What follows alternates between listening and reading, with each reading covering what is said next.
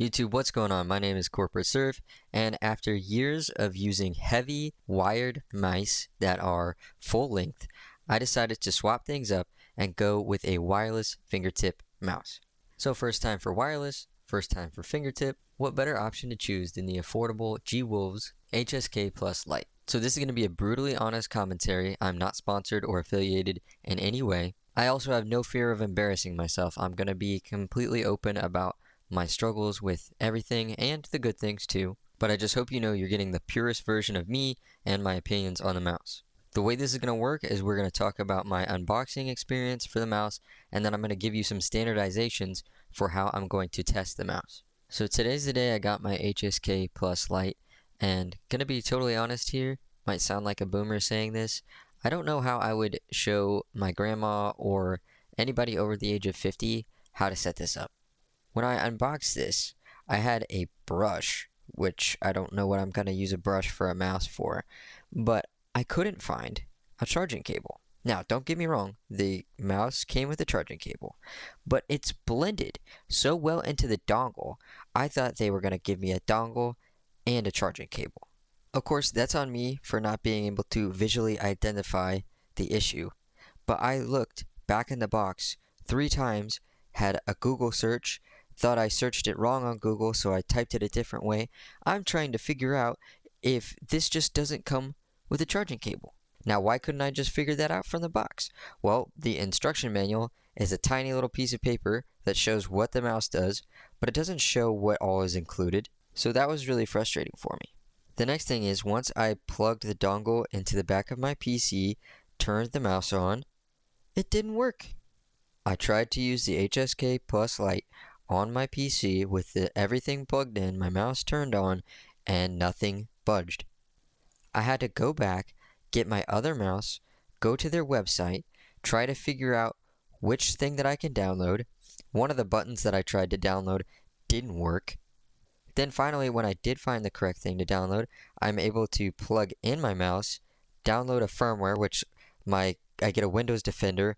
The whole interface looks like a virus to begin with. And then when I plug it in, I can finally start moving my mouse. After 1 or 2 update things, then I can start using it wirelessly. But I'm 28 years old. Sure, maybe I have some deficiencies. Maybe there's other 28-year-olds that are smarter than me and that can figure this out with less frustration. But I was getting kind of pissed trying to set this up. Now, this mouse, it feels quite nice. I've never used a fingertip mouse before. Hopefully it's a good introduction to fingertip mice. Hopefully I have a good experience from here. But that all was really frustrating getting that set up. So as mentioned, I did come up with some tests that we can do for the mouse quality, and we're going to go through those rather quickly. The first 2 are in Kovacs. The first one is the stability and smoothness test, and we're going to use Voltaic's Snake Track. Also going to do a precise tracking test. If you guys have never seen it, we're going to show you PGT. The third test is for tracking, and it's on Overwatch with a damage character, Soldier 76. We're going to test the mouse on my favorite game, COD MW3. We're going to do more of a proper switching test and see how it feels on COD BO6.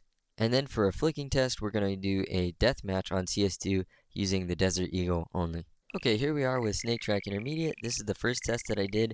This is the first thing that I did on this mouse. I love Snake Track, I love smoothness, so I wanted to test my stability.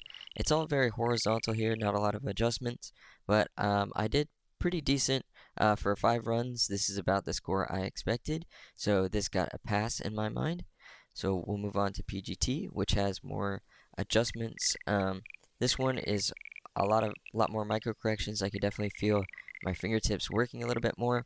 I did the first test with Snake Track just to get a feel of the mouse in my hand, and then this one I'm going to be trying to actually keep up with the bot, get my crosshair corrected onto the bot. I did really good on this one, I felt.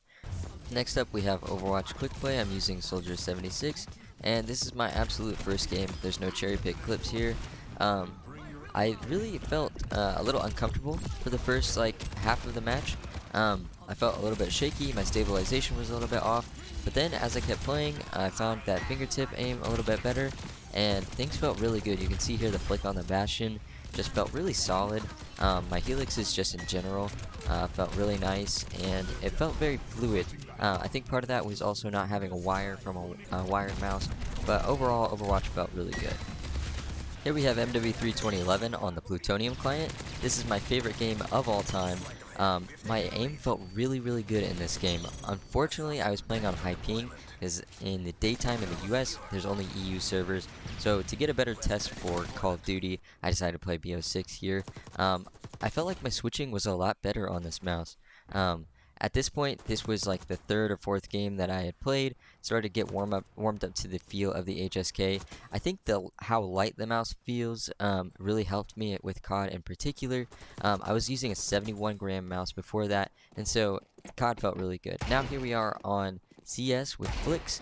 I actually got some decent clips, I would say. I don't really play CS too much, but my stability at this point, playing this last, I didn't feel like I was at any disadvantage using a fingertip mouse, and I think that's really important because some people use like slower mice or heavier mice for this game, but with my level of mouse control playing aim trainers, I really felt like I was able to do everything I wanted to on this mouse. So let's go over some final details, some pros and cons, and I'm going to give you my evaluation of this mouse. First and foremost, the greatest benefit of this mouse has to be the price. On Amazon, this mouse is regularly at the $55 to $60 mark, and then on the G-Wolves website, it's around $70.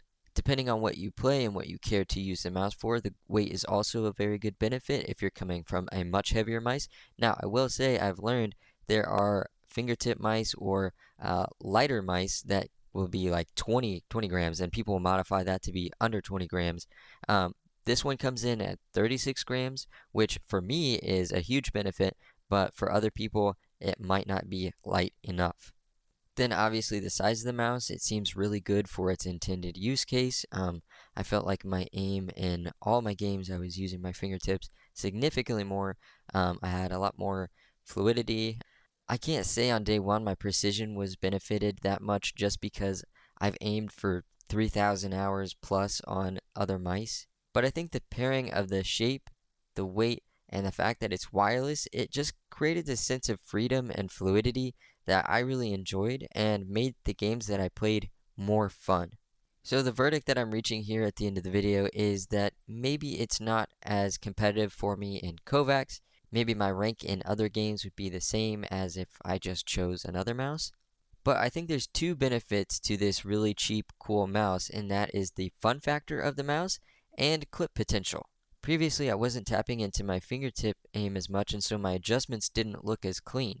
Now that I have this fingertip mouse, maybe with some time and more experience, my overall quality of my clips will be visually more appealing.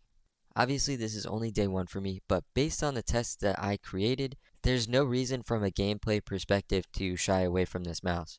Now, I will say, like I said in the beginning, it was really frustrating to set up, and that's probably on me, but at the same time, if you do buy this mouse, just know that you might have some issues. And if you don't, that's even better, but I had to at least warn you guys that it was frustrating for what I was doing. Anyway, that is going to go ahead and wrap up this video here today. Thank you all so much for watching. G-Wolves, if you saw this, I really like your mouse. I'm sorry if what I said wasn't fair at the beginning. If you want to send me other mice to test, I'd like to try that 20 gram one. That sounds pretty baller. But yeah, not sponsored in any way yet. Cross my fingers, cross my toes. Yeah, I'm still talking. I'll see you guys.